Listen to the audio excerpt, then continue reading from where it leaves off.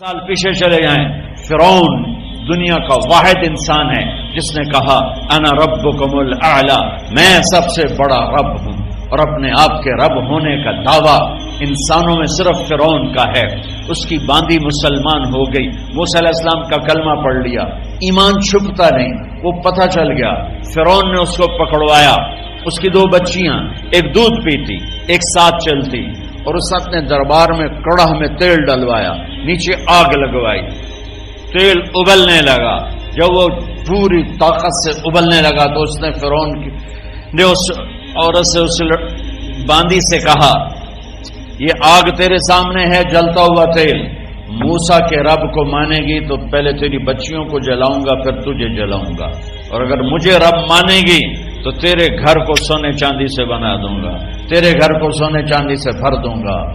اللہ کا پا لینا یہ میری آپ سب کی معراج ہے، اور اللہ کو کھو دینا میرے آپ سب کے لیے ہلاکت اور تباہی ہے۔ سنو سنو اس نے کیا کہا، اللہ نے اپنی محبت کو ماں سے تشبیہ دی ہے، باپ سے نہیں دی، اور چھوٹا بچہ زیادہ ممتا کو لیتا ہے۔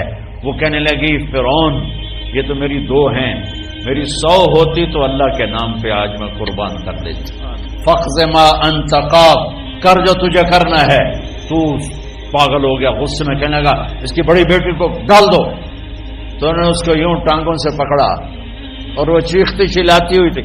ماں کا ایک بول اس کی جان بچا سکتا تھا، اور پھر گھر جا کے توبہ کر لیتی، وہ کہتی اللہ مجھے معاف کر دے، میں نے کلمہ کفر کہا۔ اس کو ٹانگوں سے پکڑا ہوا ہے، اس کے ہاتھ نیچے جھول رہے ہیں، اور وہ اماں بھی کہہ رہی کہ مجھے بچا لو۔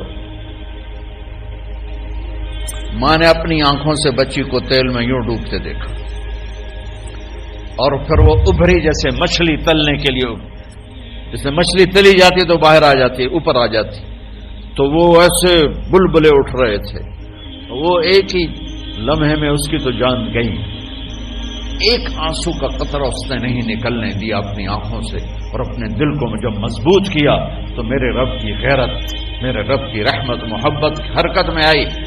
اللہ نے ماں کی آنکھوں سے پردہ ہٹا دیا، اور ماں نے اپنی بیٹی کی روح کو نکلتے دیکھا،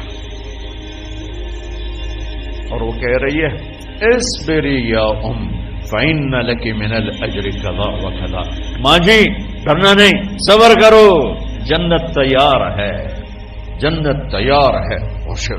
معصوم بچی کو تو پتہ بھی نہیں تھا کہ کیا ہونے والا ہے، اس کو پکڑ کے یوں ڈالا، اس کی تو آہ بھی نہ نکلی، اور وہ مچھلی کی طرح تلی گئی۔ اب پھر ماں کا کلیجہ پھٹا، اللہ نے پھر آنکھوں سے پردہ ہٹایا، اور انہیں اپنی بچی کی روح کو نکلتے دیکھا، اور وہ کہہ رہی اصبری یا فإن لك من الأجر كذا وكذا، ماں جی تھوڑی دیر کا صبر، جنت تیار ہے، جنت تیار ہے، جنت تیار ہے۔ اللہ کو پایا سب کچھ پایا، اللہ کو کھو دیا سب کچھ کھو دیا۔ جب اس کو پکڑ کے لے جانے لگے، اس نے فرعون کو دیکھا، فرعون اس کی آنکھوں میں آنکھیں نہیں ڈال سکا، نظریں نیچے ہو گئی اس کی۔ کہنے لگی میری ایک بات مانو گے، میری ایک خواہش پوری کرو گے؟ فرعون نے پوچھا کیا؟ کہ جب میں بھی جل جاؤں تو میری اور میری بچیوں کی ہڈیوں کو اکٹھے دفن کرنا، باہر پھینک نہ دینا، دفنا دینا۔ فرعون نے کہا تمہاری یہ خواہش پوری کی جائے۔ انہوں نے کہا پھر پیچھے ہٹ جاؤ، میں نے اللہ کو جان دینی، مجھے دھکا دینے کی ضرورت نہیں ہے، میں اپنے اللہ سے ملنے جا رہی ہوں۔